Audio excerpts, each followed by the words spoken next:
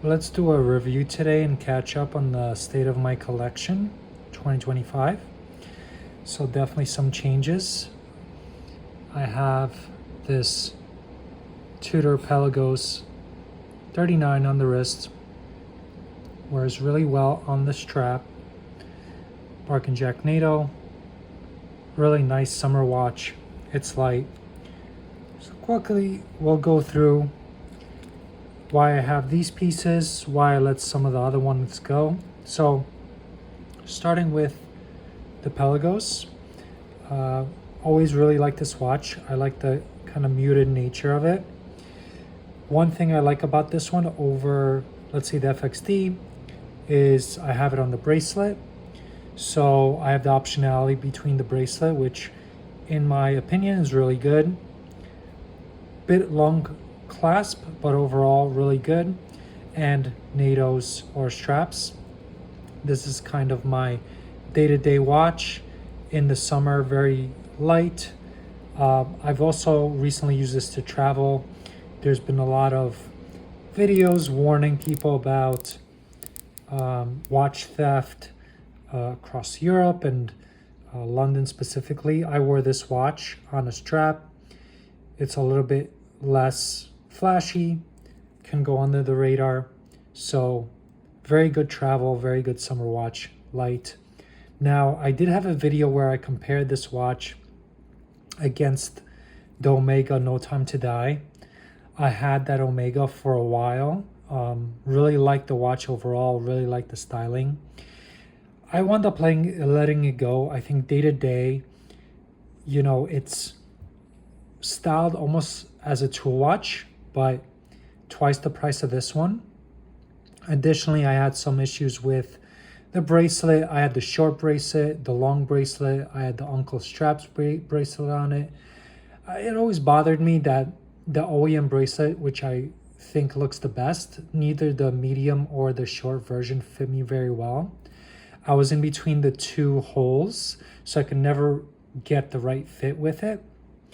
And even though the watch photographs really well, I think the dome crystal and the colors and the color of the hands, the legibility really suffered. So I think for the price, I wanted a nice tool titanium diver, and I think this fit the bill just a little bit more. It's a little bit more boring than the Omega for sure, but for half the price, the lightness, the legibility, over the FXD, what I like about this one as well is that sunburst finish on the dial and the bezel.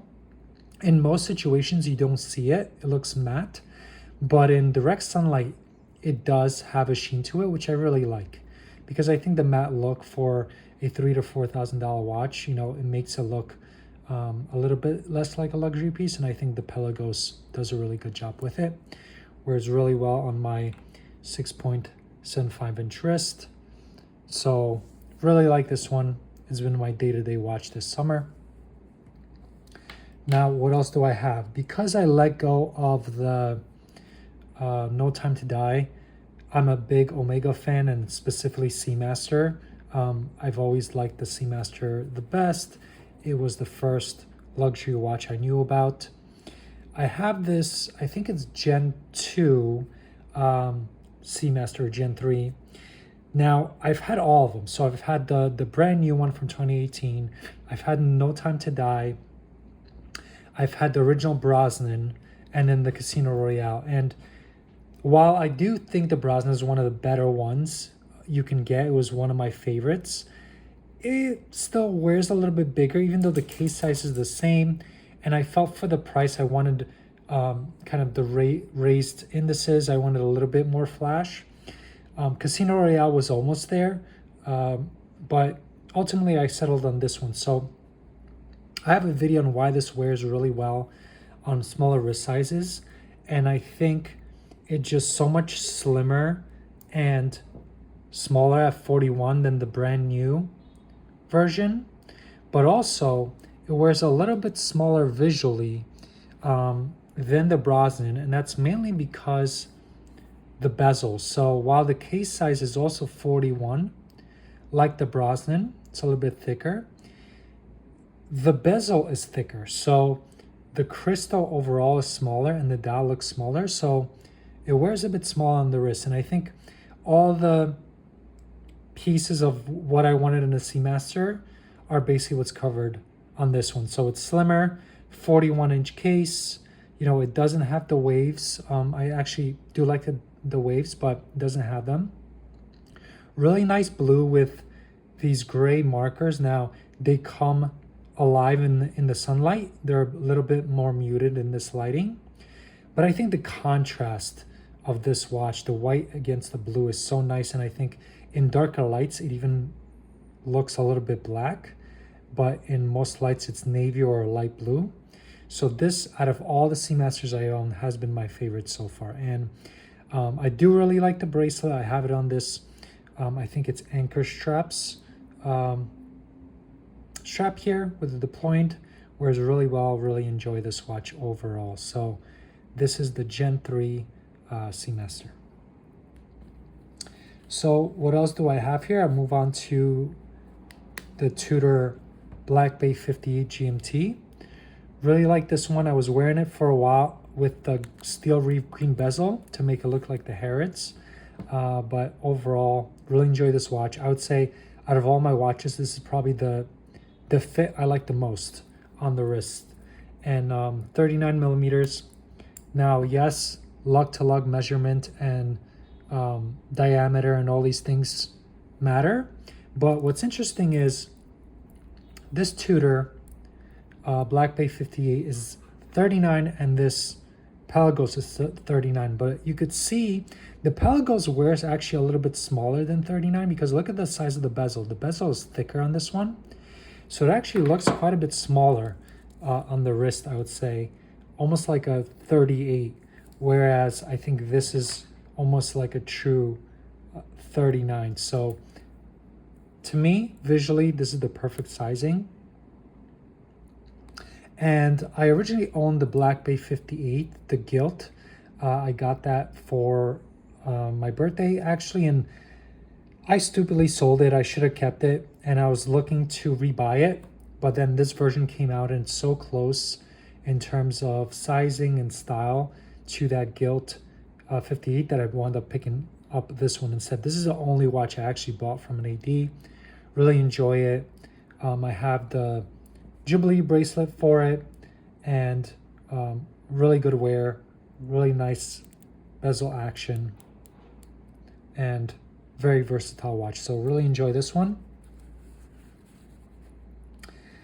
Now I had the Carrera for a little bit, and I wanted a chrono a little bit different from a Speedmaster, maybe a little bit more of a racing look. I like the 60s racing chronographs, which I think the Carrera glass box was modeled after, but I just didn't quite connect with that watch. And I always wanted this Deus Ex Top Time. Now the original one is the one I was looking at. It was a little bit out of my price range at the time.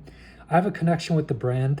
I ride motorcycles. I have a lot of things from Deus, and when this one came across my radar, I picked it up. Now it's a little bit different than the original version. It's not limited. I like this one better. It has a B01 in-house movement, 70-hour power reserve, really great movement, column wheel chronograph, so you could pretty much have the chronograph hand running at all times. 41 millimeter, wears really well. I think it's 13.3 thickness. Now the thickness does look a little bit thicker because of the case shape, but wears really well. I really enjoy this watch.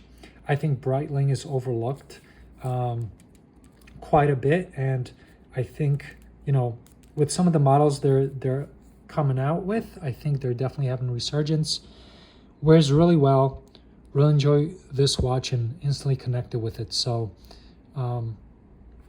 it's a strap monster. Works really well with a lot of brown straps, black straps. This is the OEM strap. Really like this watch so far. And then lastly, we'll look at the Omega Speedmaster. So I have another video on this one. I sadly let my broad arrow go, and I kind of almost regret it a little bit. I think this one is a little bit more versatile.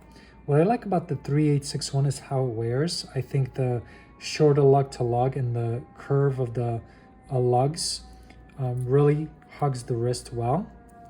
I have this on the brush bracelet that I had from the Hesalite, and I really wanted to try a sapphire version of this watch.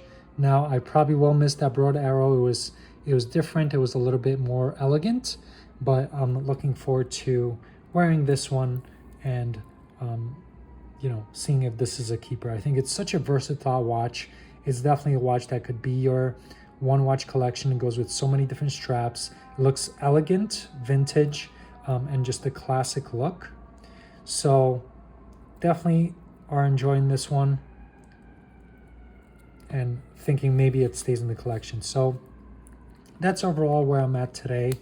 I did let go some really nice watches. So I had the Glass Box Carrera, I had the automatic Speedmaster, I had that Broad Arrow Speedmaster.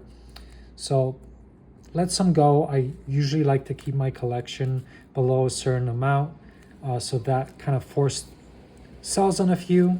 I think the one watch, actually the two watches that I may regret selling that I maybe will pick up at some point is the orange Planet Ocean 2500 and that Broad Arrow Speedmaster.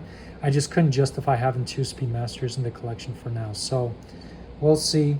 We'll see what stays. We'll see what goes. But right now, very happy with what I have. And, when a bit smaller, you have a 39, 39, 41. This wears like a 40, and this is a 41. So really happy with the collection so far, and let me know what you think. Thank you.